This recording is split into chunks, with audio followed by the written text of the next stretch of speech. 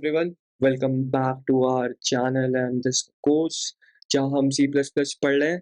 तो आज हम कंटिन्यू करेंगे जहाँ हमने पिछले लेक्चर में छोड़ा था, जो कि थे लूप्स। ठीक है, तो लूप्स क्या होता है?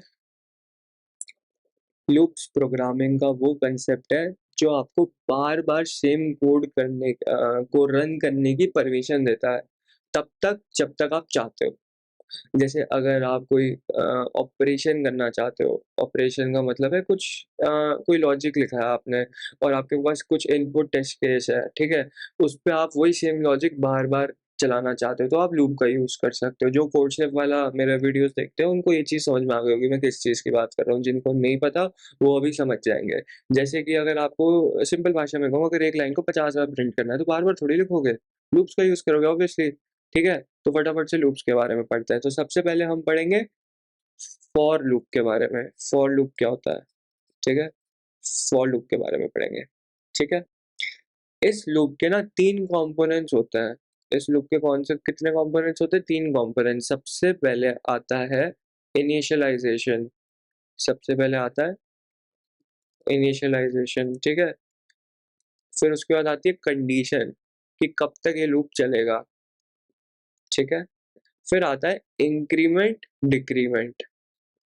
क्या आता है? Increment, decrement. समझे इस चीज़ को? अब एक एग्ज़ाम्पल दूँगा, ये चीज़ें समझ में आ जाएँगी कि इनिशियलाइज़ेशन से मेरा क्या मतलब है, कंडीशन से मेरा क्या मतलब है और इंक्रीमेंट, डिक्रीमेंट से क्या मतलब है। इंक्रीमेंट, डिक्रीमेंट ऑपरेटर हमको पता है, right? Plus, plus, minus, unary operators पढ़े थे ना? पोस्ट इंक्रीमेंट, प्री इंक्रीमेंट, वो सब चीज़ें। चलो, वो चीज़ें पता है, बस क्लियर है फिर तो ज़्यादा मेहनत नहीं है। तो फॉर लूप जैसे हम लिखेंगे ऐसे, तो एक ब्रैकेट में ऐसे खोलूँगा, एक ब्रैकेट में बंद कर दूँगा। यहाँ पे मैं कुछ डिफाइन करूँगा। अभी मैंने 3 कंपोनेंट बताए ना, इनिशियलाइज़ेशन, कंडीशन और क्या बताया था मैंने? इंक्रीमेंट और डिक्रीमेंट। ये 3 चीज़ें का ध्यान रखना है बस। और फिर जो तुम कोड अपना लूप कराना चाहते हो, वो तुम यहाँ पे कोड लिख दोगे, ठीक है? तो यहाँ पे पहले मैं इनिशियलाइज़ेशन करूँगा, तो मैं एक इंटीजर डिफाइन कर देता हूँ, int i is equal to 0, ठीक है?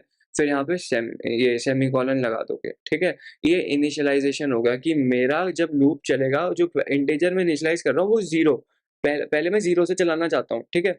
फिर मैं चलाना चाहता हूँ 5 तक, 5 तक, ठीक है? और i प्लस प्लस। तो अब यहाँ पे मैं लिख देता हूँ काउट और अपना नाम लिख दिया जैसे मैंने मुद्दत, ठीक है? और यहाँ पे एंडल, अगली लाइन से प्रिंट करना अगली चीज़। तो क्या होगा, सबसे पहले मेरा 0 है, क्या 0 5 से कम है? हाँ, 0 5 से कम है, ट्रू, ठीक है? और i प्लस प्लस। अभी मैंने पोस्ट यूज़ करा है, राइट? मैंने पोस्ट यूज़ करा है ना?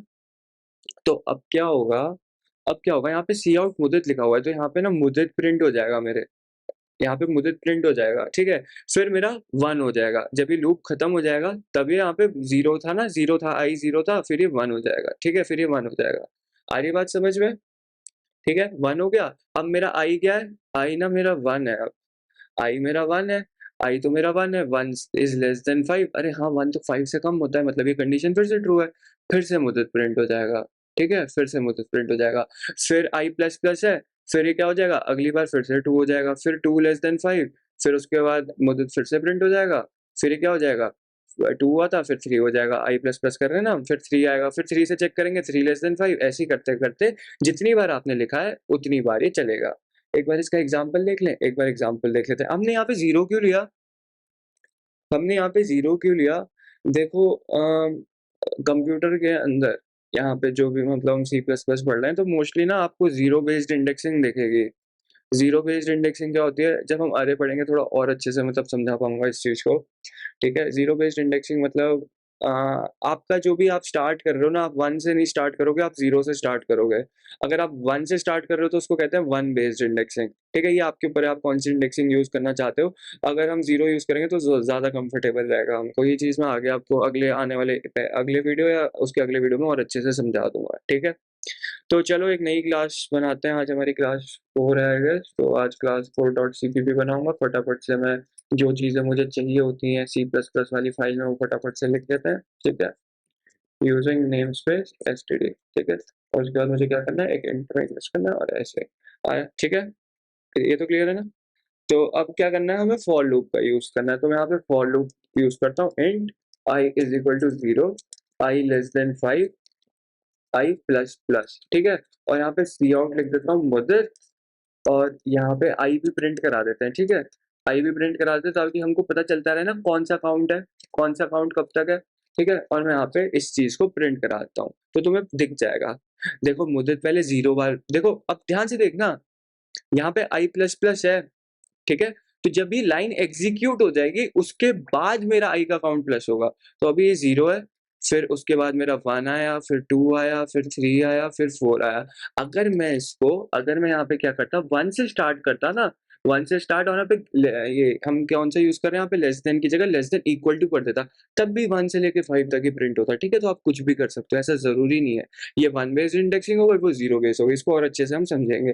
तो ये बात क्लियर है, ये बात क्लियर है। अगर इसको हमने रन करा, कैसे फॉर लूप चलता है, पहले आप क्या करते हो, पहले इनिशियलाइजेशन, फिर कंडीशन, फिर आपका इंक्रीमेंट या डिक्रीमेंट। अब डिक्रीमेंट का क्या मतलब है, यहाँ डिक्रीमेंट क्यों करेंगे, देखो कभी कभार आप रिवर्स में भी प्रिंट कराना चाहते हो, जैसे अगर मैं लिख दूं int i is equal to 5, ठीक है, int i is equal to 5 और i is less than, i should be greater than equal to 0, मतलब मेरी कंडीशन क्या है यहाँ पे, आई हमेशा 0 से बड़ा होना चाहिए, और मैं यहाँ पे माइनस माइनस कर दूंगा, ठीक है। और यहाँ पे मैं प्रिंट करा देता हूँ अपना नाम फिर से, ठीक है। और यहाँ पे मैं अपना काउंट दिखा दूंगा तुमको, लूप कौन से अभी नंबर पे चल रहा है, फिर से प्रिंट करें। देखो पहले 1 2 3 4 5, फिर 5 4 3 2 1 0, ठीक है। आ रही बात समझ में, इतना क्लियर है। अगर अब मैं इसको कमेंट कर दूं, और अगर मैं यहाँ पे प्लस प्लस पहले या फिर आगे लगा दूं, तो कुछ फर्क पड़ेगा क्या, कुछ फर्क पड़ेगा, एक बार चेक करें, चलो चेक करते हैं, कुछ फर्क पड़ेगा। यहाँ पे फर्क इसलिए नहीं पड़ा क्योंकि जो लूप का तुम एक तरीके से समझ लो, लूप में इससे कोई फर्क नहीं पड़ने वाला, वैसे कहीं और यूज करते तो फर्क पड़ जाता, यहाँ पे क्यों फर्क नहीं पड़ा, क्योंकि ये चीज हम देख ही लूप की बॉडी को एग्जीक्यूट करने के बाद रहे हैं, पहले लूप की बॉडी एग्जीक्यूट होगी होगी, ठीक है। ये प्लस प्लस आई पहले नहीं चल रहा है, पहले तुम सोच रहे हो कंडीशन चेक हो रही है, पहले इनिशियलाइजेशन तुमने कर दिया, हर बार कंडीशन चेक होगी बस, बॉडी एग्जीक्यूट होने से पहले कंडीशन चेक होती है, फिर बॉडी एग्जीक्यूट होती है, ठीक है। वो इनिशियलाइजेशन देखेगा, कंडीशन देखेगा, कंडीशन देखने के बाद वो जो उसका करंट काउंट होगा बस उस पर वो खेलता जाएगा। आ रही बात समझ में, मैं क्या कह रहा हूँ, ये जो प्लस प्लस आई तुम यूज कर रहे हो इसका यहाँ पे कोई सेंस नहीं बन रहा, यहाँ पे पोस्ट ट्री सब एक बराबर है, क्यों, क्योंकि पहले लूप की बॉडी एग्जीक्यूट होगी फिर वो प्लस प्लस आई पे जाएगा, तो तुम प्लस प्लस आई यूज करो, आई प्लस प्लस यूज करो, फिर तो कोई सेंस ही नहीं है। या तो ये मुद्दत के एग्जीक्यूट होने से पहले हम प्री या पोस्ट देख रहे होते यहाँ पे, तब तो बात का सेंस था ना, तो इसलिए कंफ्यूज नहीं होना यहाँ पे, ठीक है। तो आई गेस ये फॉर लूप समझ में आ गया होगा, ठीक है। अब क्या देखेंगे हम, अब वाइल लूप पढ़ लें, पहले वाइल लूप पढ़ेंगे, ठीक है। या फिर एक और बार समझा दूं इसको, चलो फिर से समझते हैं। यहाँ पे आई को हमने पहले इनिशियलाइज करा, किससे इनिशियलाइज करा, 1 से इनिशियलाइज कर दिया, ठीक है। फिर हमने उसको कंडीशन दे दी i less than equal to 5 के, ठीक है। और हर आइट्रेशन के बाद जब ये लूप की बॉडी एग्जीक्यूट हो जाएगी ना, उसके बाद हम आई को इंक्रीमेंट कर रहे हैं, ठीक है। तो यहाँ पे क्या हो रहा है, लूप कैसे चल रहा है, लूप 1 से लेके 5 तक चलेगा और हर बार हम नंबर और मेरा नाम प्रिंट कर रहे हैं, ठीक है। अब दूसरा टाइप क्या होता है लूप का, दूसरा टाइप होता है लूप का, दूसरा टाइप जो होता है ना उसका नाम होता है व्हाइल लूप। अब ये व्हाइल लूप क्या है, देखो फॉर लूप मैंने क्या कहा, फॉर लूप हम कब यूज करेंगे, फॉर लूप हम तब यूज करते हैं जब हमें पता है कि हमको अपना लूप कितनी बार चलाना है, ठीक है। व्हाइल लूप हम तब यूज करते हैं जब हमको कोई कंडीशन चेक करनी होती है कि ये कंडीशन ट्रू है, तब तक, जब तक ये कंडीशन ट्रू है तब तक लूप चलाओ, ठीक है। जब तक कंडीशन, जो भी यहाँ पे हम यहाँ पे कंडीशन डिफाइन करेंगे, जब तक ये कंडीशन ट्रू है ना तब तक लूप चलेगा, ठीक है। जब तक ये कंडीशन ट्रू है, जब तक ये कंडीशन ट्रू है, जैसे ही ये कंडीशन फॉल्स हो गई बाहर आ जाएंगे, ठीक है। एक बार चेक करें, चलो अब इसका एग्जांपल देखते हैं और इसको कमेंट कर देते हैं। फॉर लूप क्या होता है, फॉर लूप जब हमें पता है कितनी बार लूप चलेगा, ठीक है, ठीक है।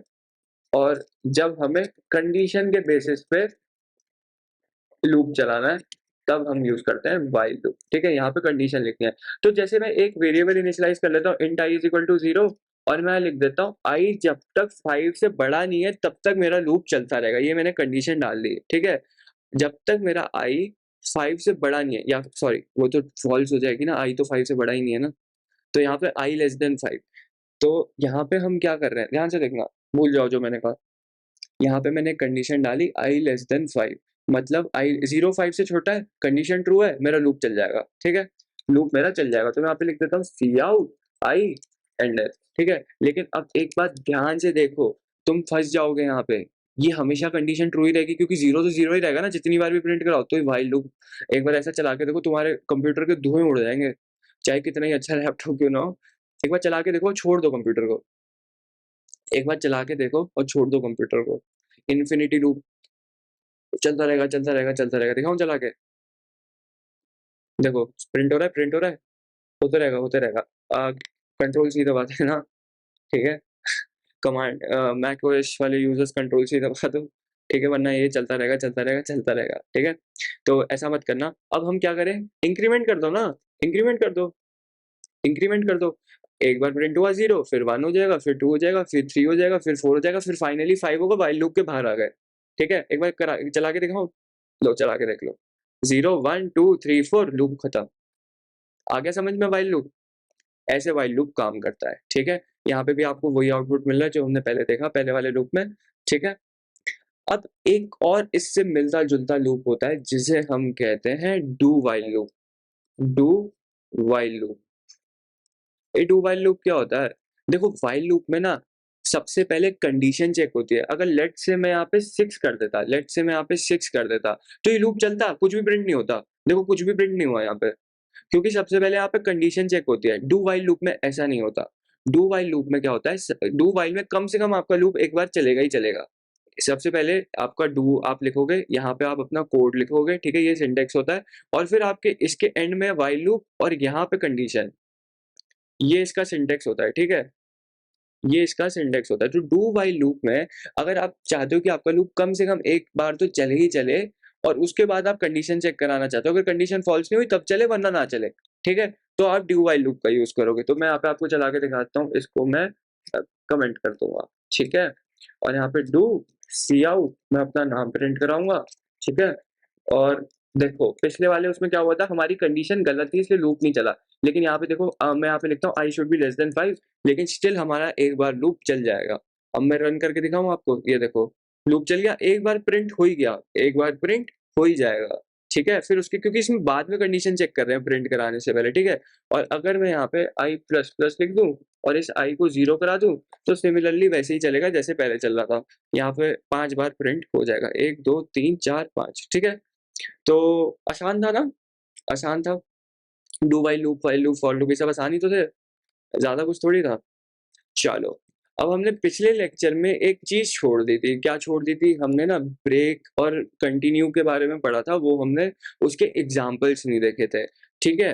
तो आज हम उसके एग्जाम्पल समझते हैं लूप्स के पर्सपेक्टिव में। तो एक बार रिवाइज कर लेते हैं, ब्रेक क्या होता है, ब्रेक कीवर्ड क्या होता है। ब्रेक कीवर्ड तब हम यूज करते हैं जब हमें किसी लूप को बीच में रोकना होता है। लूप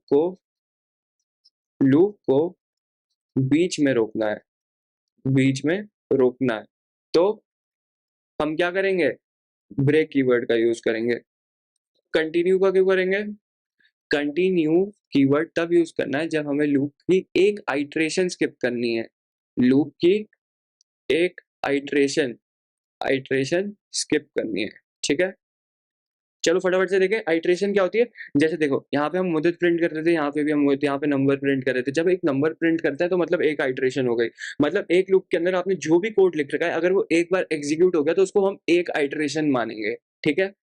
चलो, अब हम फॉर लूप एक फॉर लूप यूज कर लूँ, फटाफट से इनिशियलाइज कर दिया मैंने, int i is equal to 0, और यहाँ पे मैंने लिख दिया आई लेस देन 10, ठीक है, आई प्लस प्लस। और यहाँ पे मैं प्रिंट करा रहा हूँ अपना नंबर, ठीक है, यहाँ पे मैं प्रिंट करा रहा हूँ नंबर। यहाँ इनिशियलाइज करा, फिर मैंने कंडीशन लिख दी, फिर मैंने अपना जो भी मेरे को यहाँ लिखना था, इंक्रीमेंट डिक्रीमेंट जो भी करना था वो मैंने यहाँ पे लिख दिया। तो ये क्या करेगा, पहले ये वैल्यू सबसे पहली बार जब लूप चलेगा देखेगा इनिशियलाइज वैल्यू क्या है वो देख लेगा, फिर उसके बाद देखेगा कंडीशन क्या है, फिर उसके बाद लूप की बॉडी को एग्जीक्यूट करेगा, फिर उसको इंक्रीमेंट करना है, जो भी डिक्रीमेंट जो भी तुमने यहाँ पे कर रखा है उसको तुम्हें वो कर देगा, क्या कहते हैं उसको, उसको वो इंक्रीमेंट कर देगा, ठीक है। तुम यहाँ पे पता है असाइनमेंट ऑपरेटर याद है? असाइनमेंट ऑपरेटर, यहाँ पे तुम ऐसे भी लिख सकते हो, असाइनमेंट ऑपरेटर का यूज भी कर सकते हो, i plus is equal to 1, i plus plus नहीं लिखना चाहते, अगर तुम 2 लिखना चाहते हो, 2 बार प्लस कराना चाहते हो, तो ऐसे भी लिख सकते हो। अगर तुम्हें इससे कंफर्टेबल नहीं, इसका मतलब यही है यार, अब तुमने अगर अच्छे से लेक्चर देखे होंगे तो तुम्हें ये चीज समझ में आ रही होगी। अगर मैं i is equal to i plus 2 लिखूं और अगर ऐसे लिखूं तो बात एक ही है। अगर तुम लूप को 2 बार, मतलब मैं नहीं कराना चाहता यार, मैं ऐसे कराना चाहता हूँ, हर बार 2 वैल्यू प्रेस करना चाहता हूँ। एक बार रन करके देख लो। देखो 0 2 4 6 8 कुछ भी कर सकते हो तुम, ज़रूरी नहीं है i++ ही लिखना है। तुम 3 बार करना चाहते हो 3 बार कर लो, ठीक है? अगर तुम यहाँ पे इनिशियलाइज़ नहीं करना चाहते तो तुम इसको ऐसे भी लिख सकते हो, int i is equal to जैसे 5 और यहाँ पे मैंने इसको खाली छोड़ दिया। अगर तुम खाली छोड़ोगे ना तो वो इसको ले लेगा। एक तरीका होता है लिखने का, बता रहा हूँ। तो ये 5 से ही चलेगा। देखो अब इसको मैं बंद कर दूँ एक बार तो, ताकि तुम्हें समझने में आसानी हो। अब क्या प्रिंट होना चाहिए? 5 6 7 8 9। तो देखो 5 6 7 8 9 प्रिंट हो गया।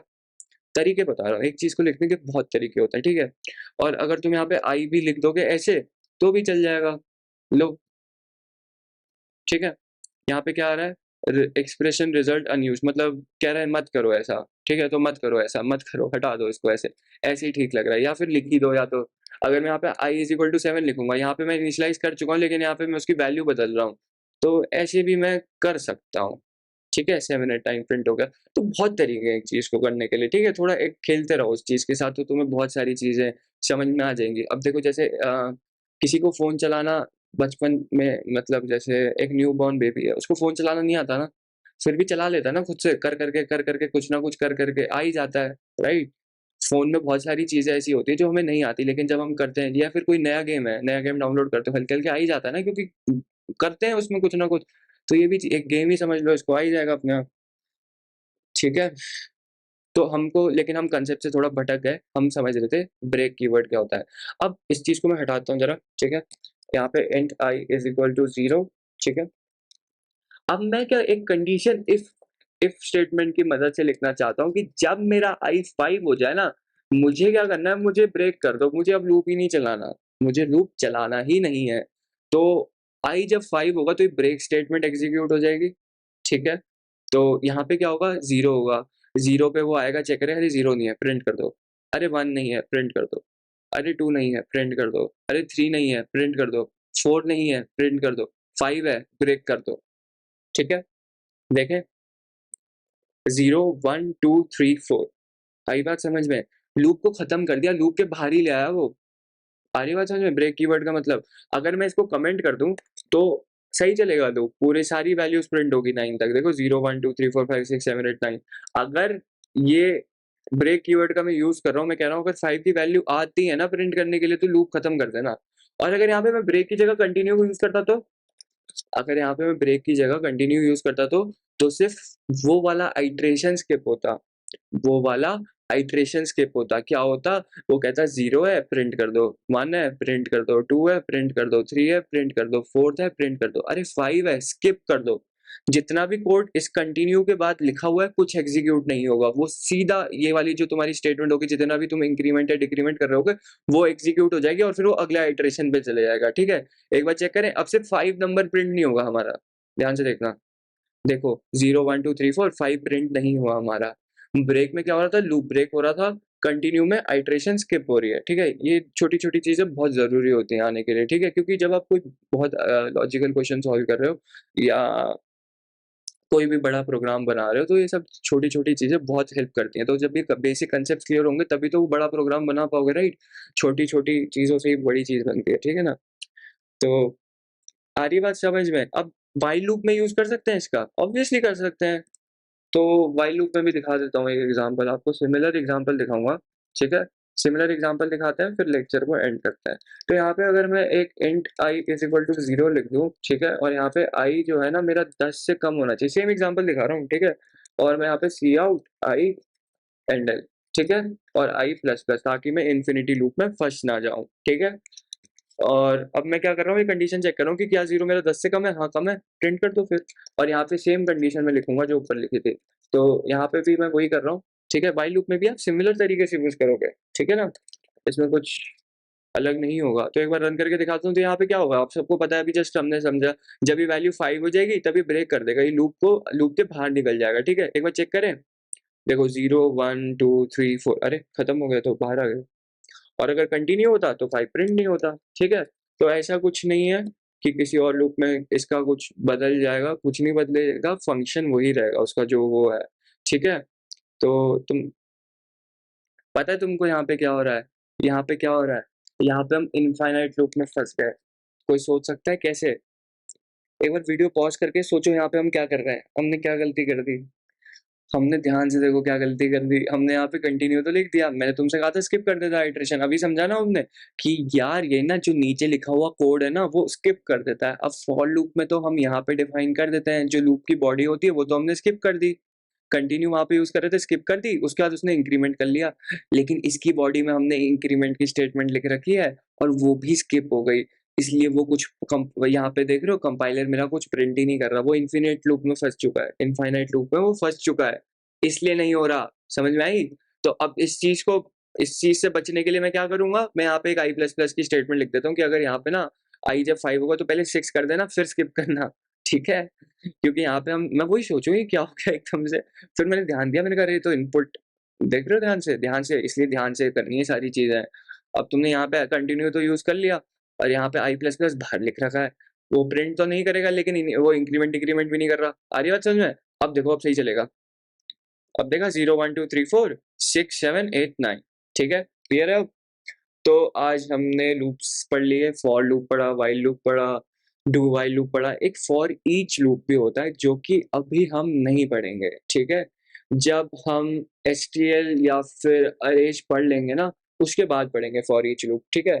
तो दैट विल बी ऑल आज के लिए। आज हमने लूप्स के बारे में सीखा, ब्रेक और कंटिन्यू के बारे में और अच्छे से सीखा कैसे यूज कर सकते हैं, ठीक है।